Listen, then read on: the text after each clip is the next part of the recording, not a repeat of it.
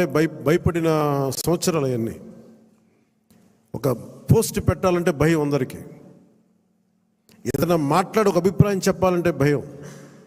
పచ్చి బూతులు తిట్టేయడం, ఇంట్లో చిన్నపిల్లల్ని పెద్దని చూడకుండా భయపెట్టేయడం, క్యారెక్టర్ అసాసినేషన్ కేసులు, సాక్షాత్తు ఒక పార్లమెంట్ సభ్యుడిని బంధించి మరీ తీసుకొచ్చి ఉన్నతాధికారుల చేత ఈ గుంటూరు ఈ సిఐడిదే ఆఫీస్లో ఆయన మీద పాశవికంగా ఆయన కొట్టించిన తీరు,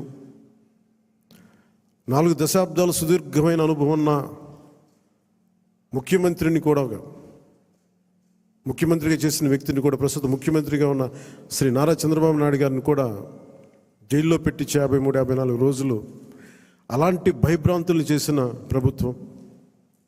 రోడ్డు మీదకి ఒక నోరు తెరిచి మాట్లాడాలంటే భయం, అడ్డగోలు ఇసుక దోపిడీలు. ఇలాంటి నేపథ్యంలో 5 కోట్ల మంది ప్రజలకి వెన్నుదన్నుగా నిలబడింది జనసేన పార్టీ. రోడ్ల మీదకి రావాలంటే భయం వచ్చింది.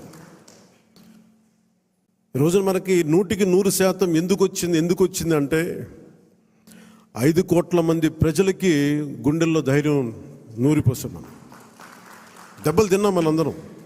మన ఎవరు ఇక్కడ ఉన్న వేదిక పైన వీళ్ళుంటే, మన గెలిచిన ఎమ్మెల్యేలు ఉంటే, పోటీ మీకు అన్ని స్థానాల్లో బలం ఇచ్చిన మన జన సైనికులు, వీర మహిళలు, ఇక్కడ ఆసీనులైన నాయకులు ప్రతి ఒక్కరూ మీరందరూ ఉండబట్టే ఈ విజయం సాధ్యమైంది.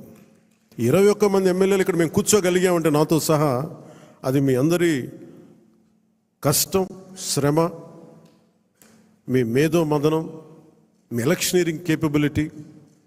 జన సైనికులు అసలు పోటీ చేయని చోట్ల, మనం పోటీ చేసిన చోట్ల జన సైనికులు చేశారు, వీర మహిళలు చేశారంటే అదొక మన కోసం చేశారు అనుకోవచ్చు. కానీ మన పోటీ చేయని చోట,